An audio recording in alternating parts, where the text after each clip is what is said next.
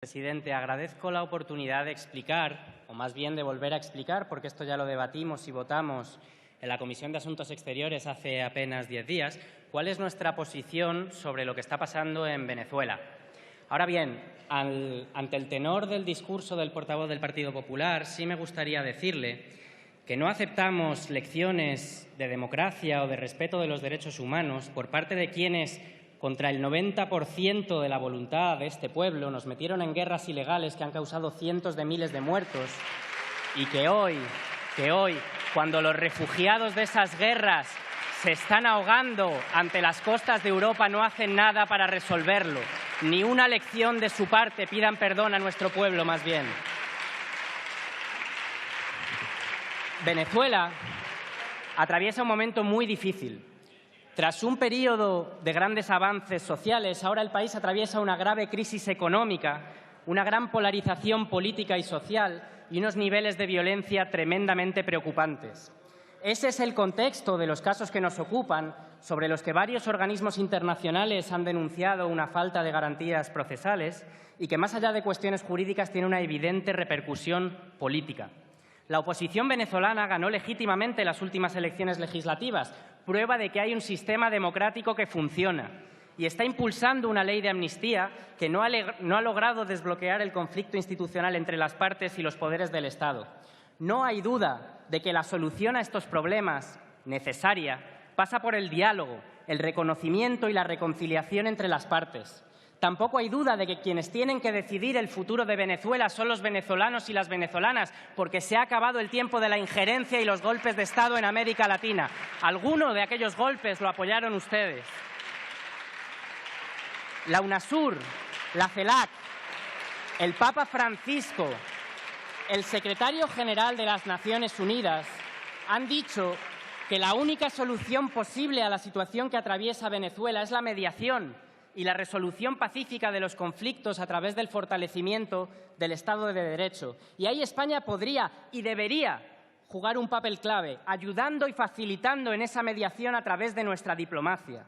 Esa sería la mejor manera de ayudar al pueblo venezolano, pero también lo que más convendría a los intereses de nuestro Estado, porque Venezuela, como todos los países hermanos de América Latina, es una prioridad estratégica para nuestra política exterior. Eso es lo que planteamos en la enmienda que hemos presentado, ayudar a resolver esta situación exclusivamente a través del diálogo y la vía diplomática y no la confrontación y la injerencia. Pero digamos la verdad, esto no es lo que les interesa a ustedes, porque si así fuera, lo harían. A ustedes les interesa alimentar una operación político-mediática incesante y obsesiva para convertir Venezuela en un asunto de política interior, cuyo único objetivo es desautorizar y criminalizar a una fuerza política con 5 millones de votos. Para ello, no han dudado en utilizar los aparatos del Estado, fabricando informes falsos, con acusaciones falsas, con denuncias falsas que han llevado a prisión por prácticas de extorsión mafiosa a quienes las presentaban. Esto es algo gravísimo e inaceptable y en un país serio el ministro del Interior ya habría tenido que presentar su dimisión.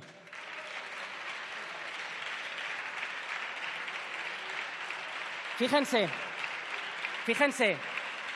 mientras yo preparaba esta intervención, me enteré por la prensa de que el ministro Margallo estaba con una corte de empresarios visitando Kazajistán, un país que Amnistía Internacional denuncia año tras año por cientos de casos de tortura. Y allí el ministro anunció que España va a apoyar su candidatura al Consejo de Seguridad de las Naciones Unidas. Ese mismo día, me enteré por la prensa también de que el anterior jefe del Estado y el anterior ministro de Asuntos Exteriores, el señor Moratinos, estaban en un funeral de Estado en Arabia Saudí, una dictadura que ejecutó a 158 personas el año pasado. No escuché a nadie poner el grito en el cielo. Digamos la verdad, señores del PP. Su interés prioritario en esta cuestión no es defender los derechos humanos, sino obtener réditos políticos para la campaña electoral. Si no fuera así, si ustedes trajeran a esta Cámara una preocupación y un compromiso sincero con los presos políticos y los derechos humanos, tal vez hablaríamos aquí alguna vez de los más de 600 presos palestinos. Un momento, por favor. El público no puede intervenir de ninguna de las maneras. Por favor, desalojen a esta persona.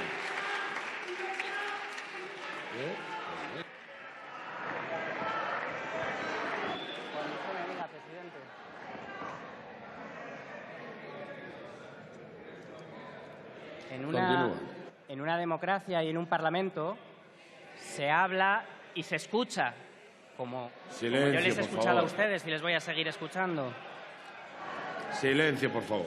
Decía con la venia, presidente, si no fuera así, si ustedes trajeran a esta Cámara una preocupación y un compromiso sincero con los presos políticos y los derechos humanos, tal vez hablaríamos aquí alguna vez de los 600 presos palestinos que están detenidos sin cargos en cárceles de Israel.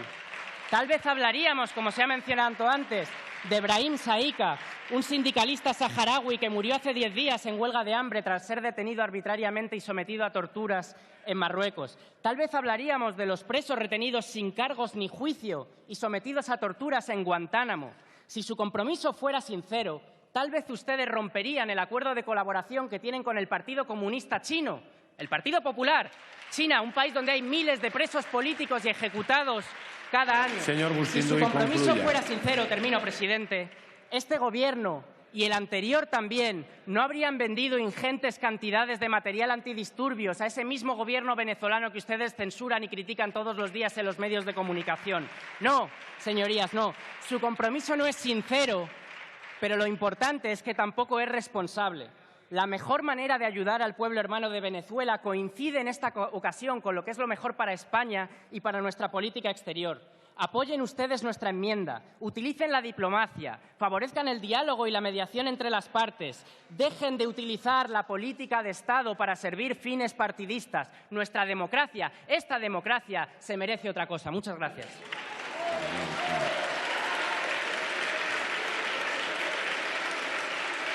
Presidente, agradezco la oportunidad de explicar, o más bien de volver a explicar, porque esto ya lo debatimos y votamos en la Comisión de Asuntos Exteriores hace apenas 10 días, cuál es nuestra posición sobre lo que está pasando en Venezuela.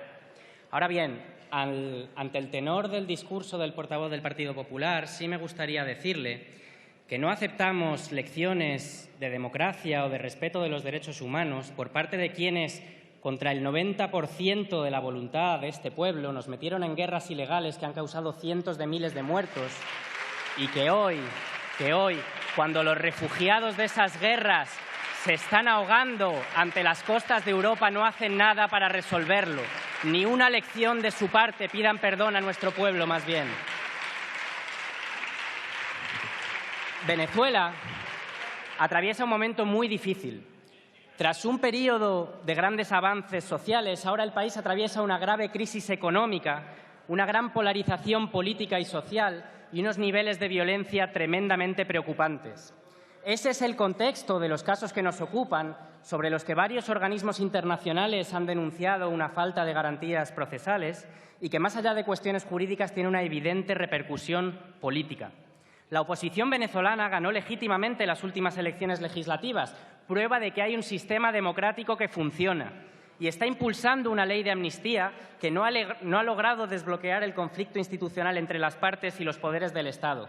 No hay duda de que la solución a estos problemas, necesaria, pasa por el diálogo, el reconocimiento y la reconciliación entre las partes.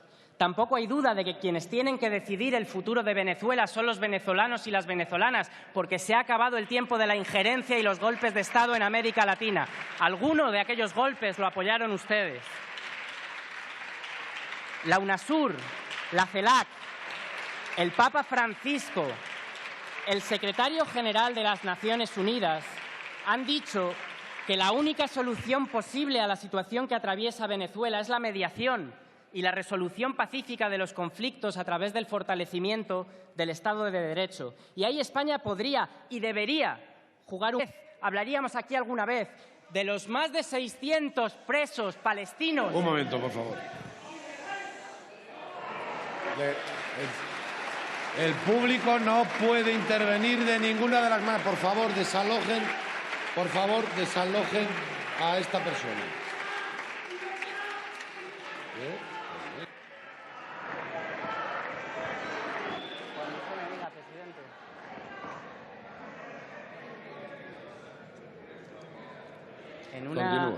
En una democracia y en un parlamento Se habla y se escucha, como yo Silencio, les he por escuchado a favor. ustedes y les voy a seguir escuchando. Silencio, por favor. Decía con la venia, presidente, si no fuera así, si ustedes trajeran a esta Cámara una preocupación y un compromiso sincero con los presos políticos y los derechos humanos, tal vez hablaríamos aquí alguna vez de los 600 presos palestinos que están detenidos sin cargos en cárceles de Israel. Tal vez hablaríamos, como se ha mencionado antes, de Brahim Saika, un papel clave, ayudando y facilitando en esa mediación a través de nuestra diplomacia. Esa sería la mejor manera de ayudar al pueblo venezolano, pero también lo que más convendría a los intereses de nuestro Estado, porque Venezuela, como todos los países hermanos de América Latina, es una prioridad estratégica para nuestra política exterior. Eso es lo que planteamos en la enmienda que hemos presentado, ayudar a resolver esta situación exclusivamente a través del diálogo y la vía diplomática y no la confrontación y la injerencia. Pero digamos la verdad, esto no es lo que les interesa a ustedes, porque si así fuera, lo harían. A ustedes les interesa alimentar una operación político-mediática incesante y obsesiva para convertir Venezuela en un asunto de política interior, cuyo único objetivo es desautorizar y criminalizar a una fuerza política con 5 millones de votos. Para ello, no han dudado en utilizar los aparatos del Estado, fabricando informes falsos, con acusaciones falsas, con denuncias falsas que han llevado a prisión por prácticas de extorsión mafiosa a quienes las presentaban. Esto es algo gravísimo e inaceptable y en un país serio el ministro del Interior ya habría tenido que presentar su dimisión.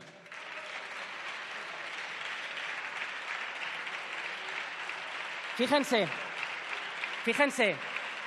mientras yo preparaba esta intervención, me enteré por la prensa de que el ministro Margallo estaba con una corte de empresarios visitando Kazajistán, un país que Amnistía Internacional denuncia año tras año por cientos de casos de tortura. Y allí el ministro anunció que España va a apoyar su candidatura al Consejo de Seguridad de las Naciones Unidas. Ese mismo día, me enteré por la prensa también de que el anterior jefe del Estado y el anterior ministro de Asuntos Exteriores, el señor Moratinos, estaban en un funeral de Estado en Arabia Saudí, una dictadura que ejecutó a 158 personas el año pasado.